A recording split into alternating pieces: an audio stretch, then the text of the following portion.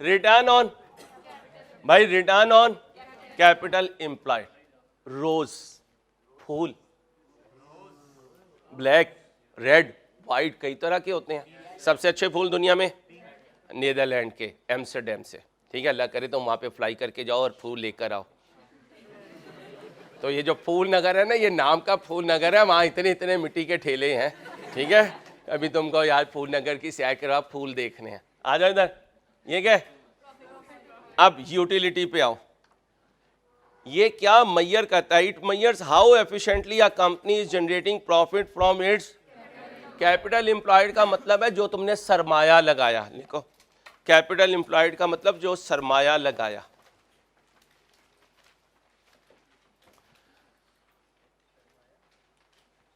सरमाया लगाया, इन्वेस्टमेंट की। और याद रखना, कंपनीज अपने कैपिटल में दो चीजें लेके चलती हैं, एक इक्विटी और एक लॉन्ग टर्म लोन। इससे वो प्रोजेक्ट फाइनेंस करते हैं। The ratio shows the return on total funds invested in the business. जी क्या कहा? हाँ, कोई बिजनेस इन्वेस्टमेंट दो सोर्सेज से करता है, कुछ इक्विटी लेकर आता है, कुछ लॉन्ग टर्म लोन लेकर आता है। इन्वेस्टमेंट के दो पार्ट होते हैं, इक्विटी एंड बोले लॉन्ग टर्म लोन। इधर आओ। अब बताओ, रेशो बड़ी होनी चाहिए छोटी? बड़ी होनी चाहिए। The higher the ratio the better it is. Capital employed means funds invested in the. Clear हो गया? अब बताओ, इन दोनों में से कौन अच्छा परफॉर्म कर रहा है रोज के हिसाब से? मून। मून ने 100 रुपए लगाए तो 46 कमा रहा है, ये 100 रुपए लगाकर 28। समझ आ रही? अब आए return on ordinary share, return on equity. ये है रिटर्न ऑन इक्विटी, ठीक है। अब आए, it measures how efficiently a company is generating profit from amount invested bye it's. क्योंकि इक्विटी कौन सी लेनी है? ऑर्डिनरी। 100 रुपए की ऑर्डिनरी इक्विटी पर शेयर होल्डर अपने लिए कितनी अर्निंग कमाने में कामयाब हुए? और मून, इसने अच्छा परफॉर्म किया। The higher the ratio the better it is. Return on सारे एसेट्स लगा के कितना कमाया। ना इंटरेस्ट जो है वो बिजनेस का ऑपरेटिंग एक्सपेंस नहीं होता, ये फाइनेंस की वजह से दिया जाता है। इसलिए जिस कंपनी में लॉन्ग टर्म लोन नहीं होगा, बैंक ओडी नहीं होगा, वहां इंटरेस्ट भी नहीं होगा। इसने 2,40,000 के एसेट लगा के कितना पीबीआईटी कमाया? और इसने 933,250 लगा के 383,000। इसने कितना कमाया शेयर होल्डर फंड पे? और इसने किसने ज्यादा कमाया? It measures how efficiently management turns its assets into. अच्छा, हाई होनी चाहिए, लो? हाई। जितनी ज्यादा होगी उतनी गुड है। ये क्या है? सेल्स पे पैट कितना आया? सेल्स पे कितना आया? 100 पे। और इधर किसका ज्यादा आया? जितनी ये रेशो ज्यादा होगी, it shows percentage of sales that is left over after business has paid all its। all का मतलब तमाम, इसलिए इंटरेस्ट भी आ गया, टैक्स भी आ गया, इसलिए कौन सा प्रॉफिट लिया? PAT. It shows percentage of sales, sales का कितने परसेंट बच गया एक्सपेंसेस माइनस करने के बाद। GP ratio, it shows gross profit that is earned for every. किसकी जीपी रेशो? इसकी कितनी है? 60। इसकी? तो किसकी कॉस्ट ऑफ सेल्स ज्यादा है? 60। 40 कॉस्ट ऑफ सेल्स है, इधर 30 कॉस्ट ऑफ सेल्स है। ओके, तो sales less cost of sales equal to GP. GP equal to sales minus cost of sales. यहां से कॉस्ट ऑफ सेल्स निकालनी हो तो सेल्स माइनस जीपी, यहां से सेल्स निकालनी हो तो cost of sales plus GP. तो एक रेशो में अगर तीन चीजें आ रही हैं फार्मूले में तो तीन फार्मूला बन सकते हैं। It should be sufficient enough to pay all the. GP पे खुश ना हो जाना, जीपी के नीचे अन्य वह एक्सपेंसेस हैं जिन्होंने माइनस होना है। जीपी में इतना पोटेंशियल होना चाहिए कि सारे खर्चे जब इस पे लोड डालें तो ये फिर भी कुछ ना कुछ बचाने में कामयाब हो जाए। तो अगर जीपी ही पहले कम है तो क्या बनेगा? जैसे ये एज उम्र, ये जो तुम्हारी उम्रें हैं ये मेहनत की हैं, इसमें 20 घंटे भी मेहनत करो तो बॉडी को कुछ नहीं होता। तजर्बा जिंदगी का उतारो, 20 घंटे भी मेहनत करोगे बॉडी को कुछ नहीं होगा। तुम 18 से 23 को अगर जाया कर गए जिंदगी के तो 23 से लेकर 73 तक भी मेहनत करोगे तो ये 5 साल की कंपनसेशन नहीं होगी। जैसे एक फर्ज रोजा जान के छोड़ दिया, सारी जिंदगी नफली रोजे रखते रहो, वो एक फर्ज रोजे की कंपनसेशन नहीं है। पूरी रात नफले पढ़ते रहो, फर्ज छोड़ दो इशा के, तो उलमा इकराम से पूछना, बैलेंस नहीं होगा, बैलेंस नहीं होगा। फराइज पहले, फिर वाजबात, फिर सुन्नत में मौकदा पहले, फिर गैर मौकदा बाद में, फिर नफिल, ये तरतीब चलती है। ये 18 से 23 संभाल लो, जिंदगी संभल जाएगी। याद रखना मेरी नसीहत, अभी नहीं समझ आ रही, अभी मजाक में टालते हो। जब 23 गुजर जाएगा फिर हर इस 5 साल की बात अपने उस्तादों की याद आएगी, काश उस वक्त हम मेहनत कर लेते। अभी भी टाइम है, टाइम में तकरीबन 50 दिन बाकी हैं। आज भी नियतें सही कर लो तो जितने पेपर रखे हुए वो क्वालिफाई कर सकते हो, क्योंकि कोर्स तो ख़त्म हो रहा है। कोशिश करनी है, वक्त ज़ाया नहीं करना बेटा, ठीक है? आगे आओ। The higher the ratio the better it is. Sometimes sales increase but GP does not. Reasons, sale ज्यादा हुई है, जीपी ज्यादा नहीं हुआ, कॉस्ट ऑफ परचेज ज्यादा हो गई, कॉस्ट ऑफ परचेज ज्यादा हुई, कॉस्ट ऑफ सेल ज्यादा हो गई। अब सेल ज्यादा है लेकिन जीपी नहीं बढ़ रहा। क्यों? क्योंकि जीपी को जिसने बढ़ाना था वो दो चीजें हैं, या सेल्स ऊपर चली जाए या कॉस्ट ऑफ सेल्स। तो कॉस्ट ऑफ सेल्स का हर एलिमेंट जहन में रखना। कैसे? याद करो, IS 8 opening stock up debit.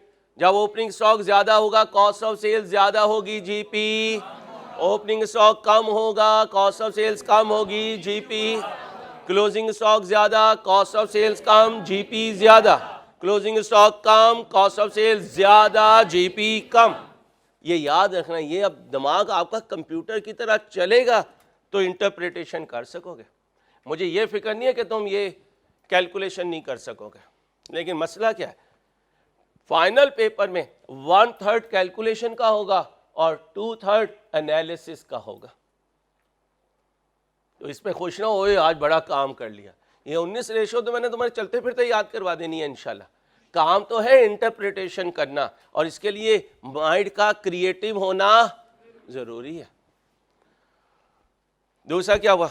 How much is sold for each type of goods. फिर to increase sales selling price has been. अब याद करो, सेल्स के दो एलिमेंट होते हैं। जिन्होंने कॉस्ट पढ़ी है उनसे मुखातिब हूं, बाकियों को मैं संभाल लूंगा। सेल्स होता है units into selling price per unit. एक वॉल्यूम होता है, एक सेलिंग प्राइस होती है।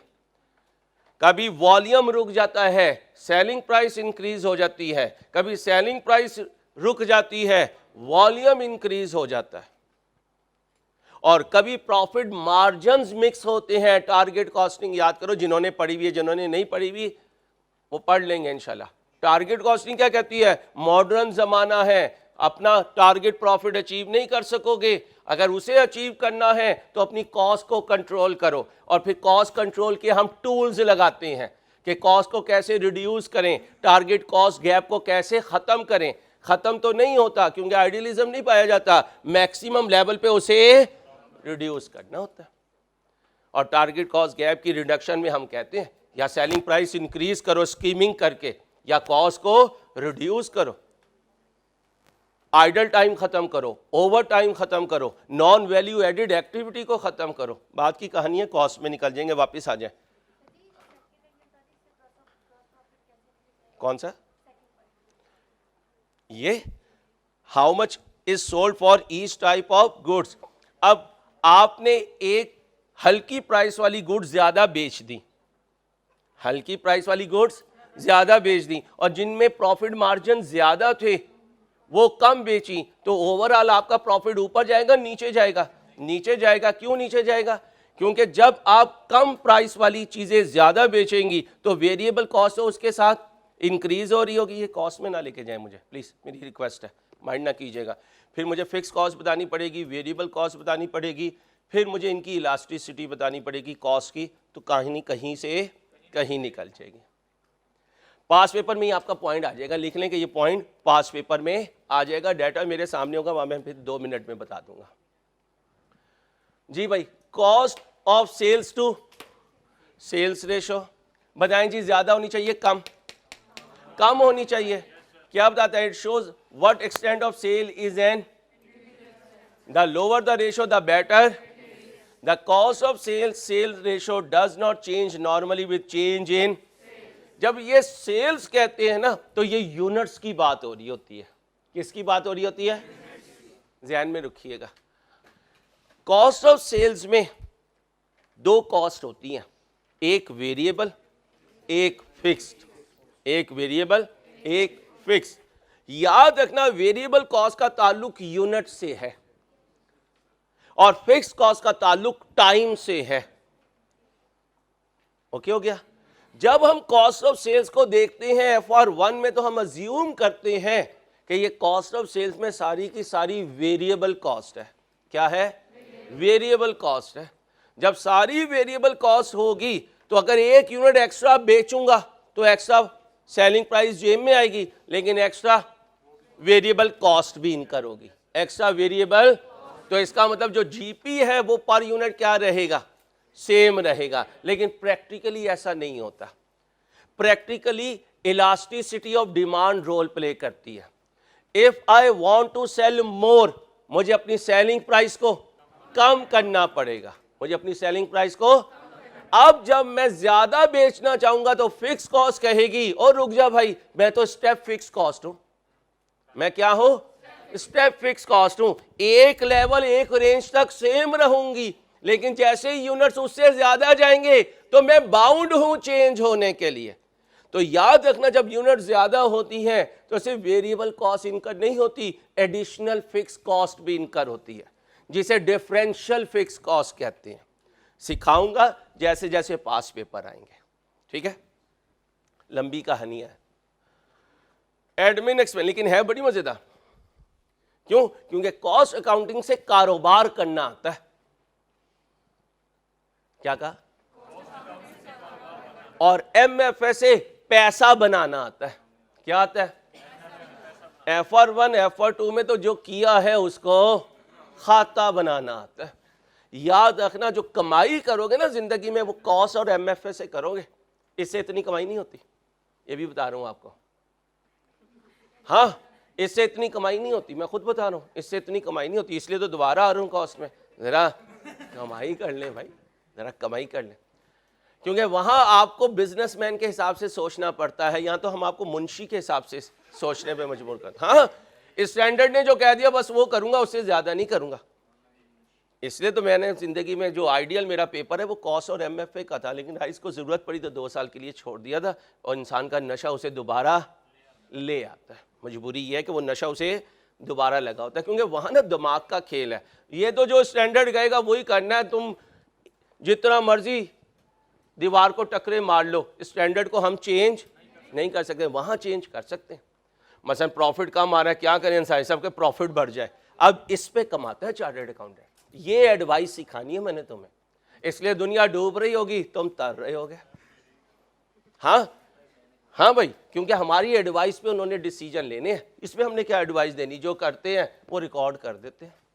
खेल तो मजा है कॉस्ट और MFA में।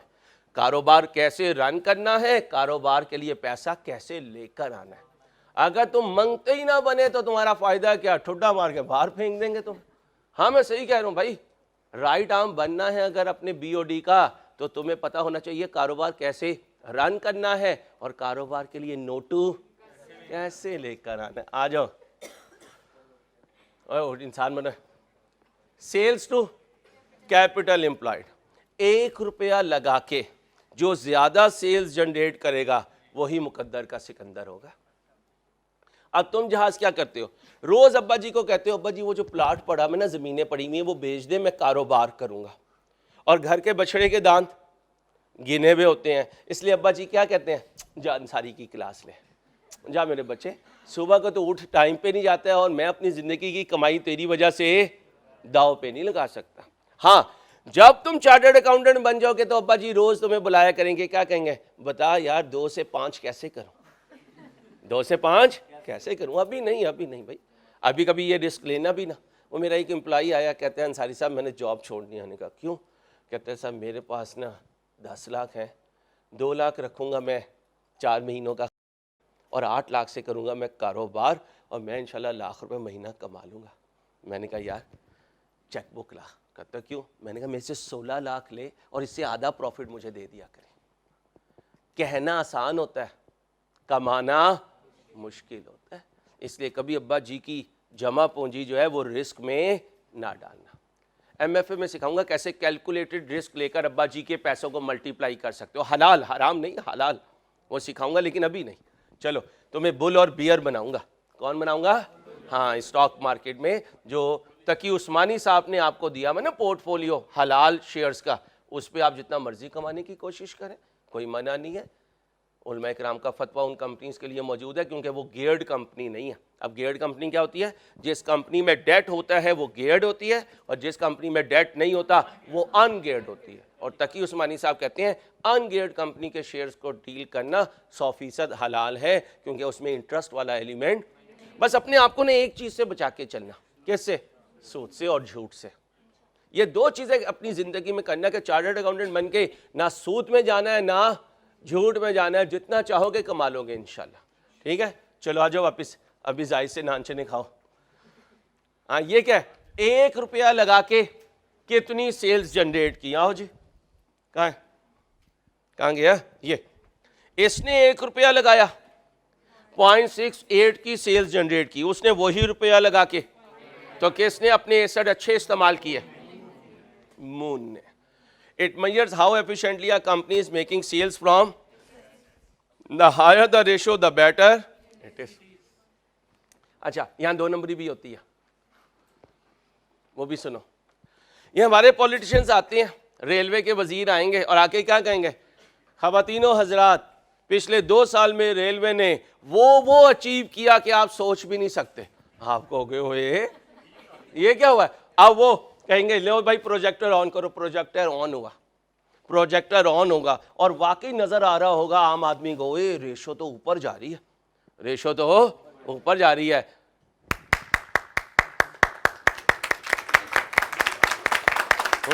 रेशो ऊपर चली गई।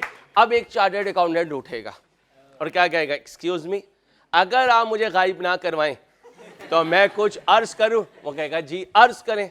वो कहेगा देखें ये जो डिनोमिनेटर में आपने रखा हुआ है ना, ये बुक वैल्यू है।